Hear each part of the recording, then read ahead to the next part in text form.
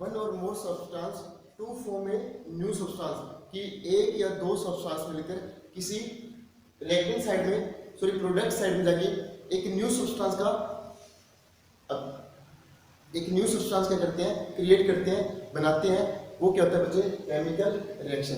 अब chemical reaction में क्या है हम देखेंगे बच्चे, क्या है जब रिएक्टेंट से प्रोडक्ट साइड में जाते हैं तो उस टाइम क्या होता है, उनकी स्टेट में चेंज आ जाता है, फिजिकल स्टेट में। अब फिजिकल स्टेट कैसे होती है बच्चे, एक फिजिकल स्टेट हो गया, ठीक है, सेकंड हो गया change in colour, third change in temperature. क्या होता है बच्चे कि केमिकल रिएक्शन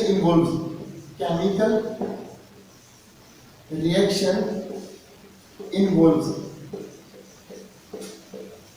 कि जब हम रिएक्शन स्टार्ट करते हैं और प्रोडक्ट साइड में जाते हैं तो प्रोडक्ट साइड में बच्चे क्या है ना, उनकी किस किस पोजीशन में चेंज आ जाता है।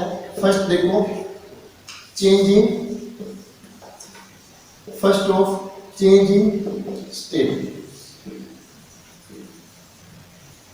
इन स्टेट, और सेकंड की बात करें तो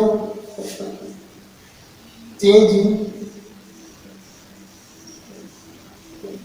कलर, और लास्ट फाइनल देखें तो चेंज इन टेम्परेचर।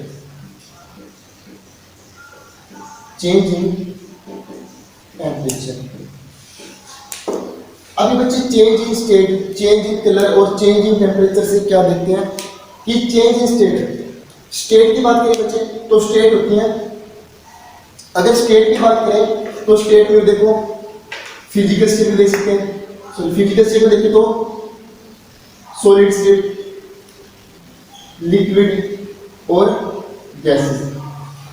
जब हम प्रोडक्ट साइड में जाएंगे बच्चे, एक रिएक्शन स्टार्ट करेंगे, रिएक्टेंट से प्रोडक्ट साइड में जाएंगे, उस टाइम के बच्चे किस तरह के चेंजेस आ सकते हैं कि वो सॉलिड से लिक्विड में हो सकता है, लिक्विड से गैसेस स्टेट में जा सकता है, और गैसेस से क्या बच्चे लिक्विड स्टेट में जा सकता है। इस स्टेट में चेंज हो सकता है। और सेकंड की बात करें चेंज इन कलर, कि रिएक्शन स्टार्ट करने से पहले कोई बीकर के अंदर ब्लू कलर का सॉल्यूशन था, ठीक है, और रिएक्शन होने के बाद आफ्टर प्रोसेस वो क्या बच्चे एक व्हाइट कलर में चेंज हो जाता है, ठीक है, वो क्या बच्चे चेंज इन कलर है। और फाइनल बात करें चेंज इन टेम्परेचर, कि उसके टेम्परेचर में भी क्या होता है बच्चे चेंजेस आ जाते हैं, ठीक है। तो ये थे बच्चे क्या कि केमिकल रिएक्शन इन्वॉल्व्स, किस प्रकार के जो केमिकल रिएक्शन है इन्वॉल्व होते हैं, अपनी परिस्थिति के अनुसार क्या बच्चे चेंज हो जाते हैं अपने हिसाब से, ठीक है। उसके बाद ये था केमिकल रिएक्शन और केमिकल रिएक्शन इन्वॉल्व्स।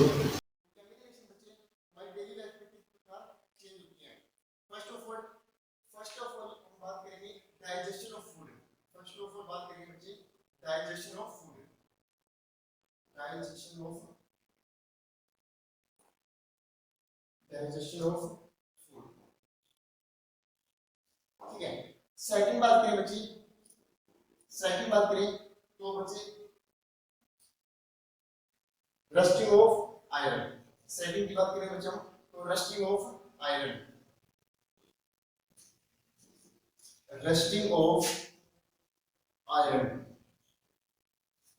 और थर्ड बात करें बच्चे हम फॉर्मेशन ऑफ कर्ड,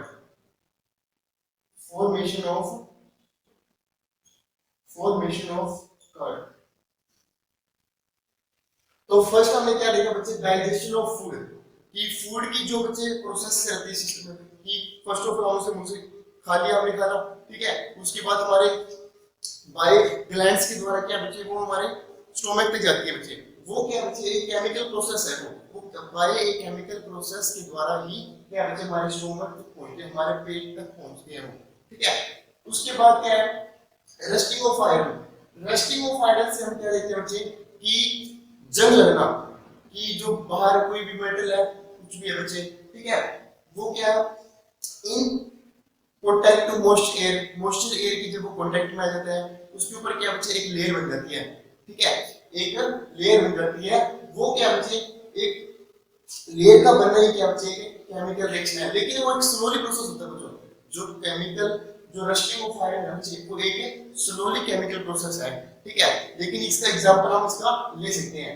उसके बाद थर्ड की बात करें हम तो फॉर्मेशन ऑफ कर्ड, दही का बनना। जो दही बनता है बच्चे वो भी क्या है बच्चे, एक केमिकल प्रोसेस है, केमिकल रिएक्शन है। ठीक है, तो हमने क्या पढ़ा कि chemical reaction happen in our daily life, कि डेली लाइफ के अंदर हमारी जो केमिकल रिएक्शन है इस प्रकार हम चेंज होती है देखते हैं। ठीक है, फर्स्टली हमने देखा डाइजेशन ऑफ फूड, फूड का पाचन क्रिया, भोजन का पाचन क्रिया। ठीक है, सेकंड रस्टिंग ऑफ आयरन, जंग लगना। ठीक है, और थर्ड की बात करिए हमने फॉर्मेशन ऑफ कर्ड, दही का बनना। ठीक है, तो इसके बाद हम देखेंगे बच्चे, इसके बाद हम देखेंगे कि रिएक्टेंट और प्रोडक्ट क्या होते हैं, रिएक्टेंट और प्रोडक्ट। क्योंकि बच्चे रिएक्टेंट और प्रोडक्ट की एक केमिकल रिएक्शन के अंदर महत्वपूर्ण भूमिका होती है, मेन रोल होता है। अब मेन रोल से क्या है देखो, रिएक्टेंट। तो फर्स्ट ऑफ ऑल हम बात करेंगे, तो फर्स्ट ऑफ ऑल हम देखेंगे बच्चे रिएक्टेंट। रिएक्टेंट क्या होते हैं, रिएक्टेंट्स क्या होते हैं? ठीक है, रिएक्टेंट्स और प्रोडक्ट। तो रिएक्टेंट्स क्या होते हैं बच्चे, वे substance which can take part in chemical reaction, जो कि एक रासायनिक अभिक्रिया के अंदर भाग लेते हैं, पार्टिसिपेट करते हैं। ठीक है, the substance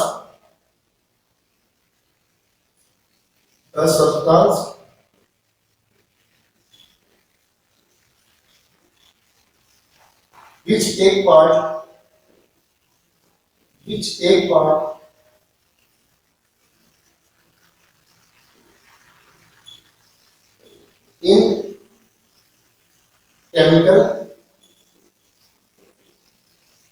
reaction is called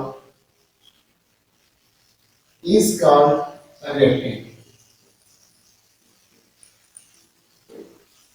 ठीक है बच्चे, कि the substance which take part in chemical reaction is called reactant, जो कि रासायनिक अभिक्रिया में रोल प्ले करते हैं या फिर पार्टिसिपेट करते हैं, वो क्या बच्चे, रिएक्टेंट होते हैं। और सेकंड क्या था बच्चे, product.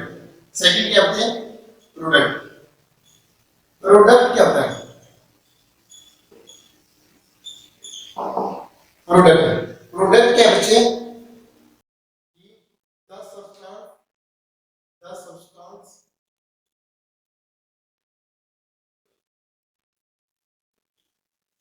the substance which are formed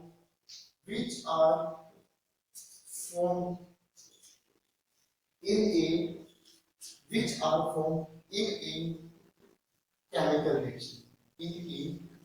chemical reaction is called product।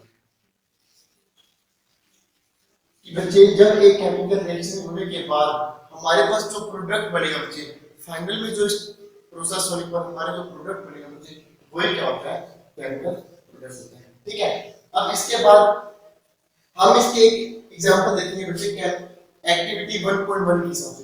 Activity 1.1 में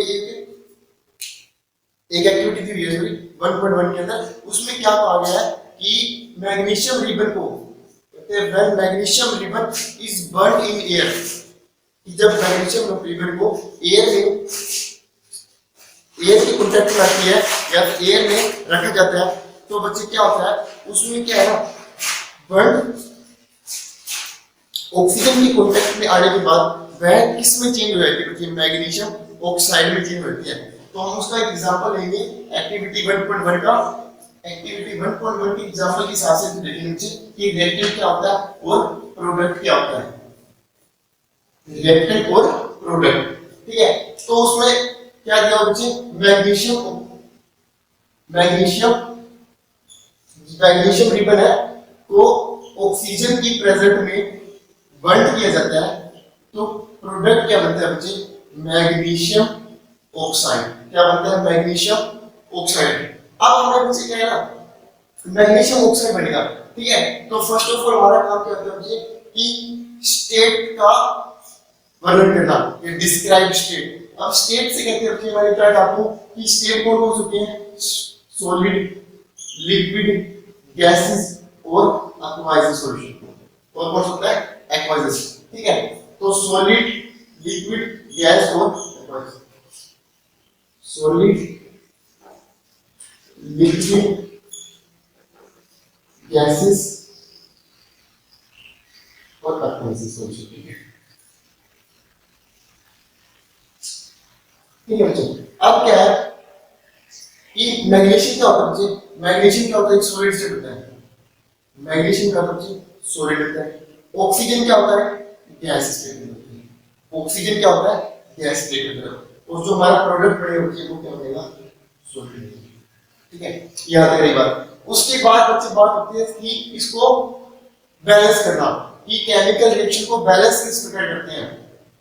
यहाँ पे है, यहाँ पे मैग्नीशियम का एक एटम है, यहाँ पे मैग्नीशियम वन है, तो यहाँ पे मैग्नीशियम वन है, तो मैग्नीशियम क्या बच्चे बैलेंस है, तो हम क्या देखेंगे O2, हम क्या देखेंगे O2। अब ऑक्सीजन बच्चे यहाँ पे तो 2 है, यहाँ पे ऑक्सीजन कितनी है 1 है, तो इसको बैलेंस करने के लिए इससे क्या करते हैं बच्चे 2 से मल्टीप्लाई कर दिया, ये ऑक्सीजन भी बैलेंस हो गया, मैग्नीशियम भी। लेकिन बच्चे मैग्नीशियम कैसे हो गया, मैग्नीशियम में तो 2 बन गए, यहाँ पे कितने है 1, तो मैग्नीशियम को क्या करते हैं बच्चे 2 से मल्टीप्लाई कर दिया।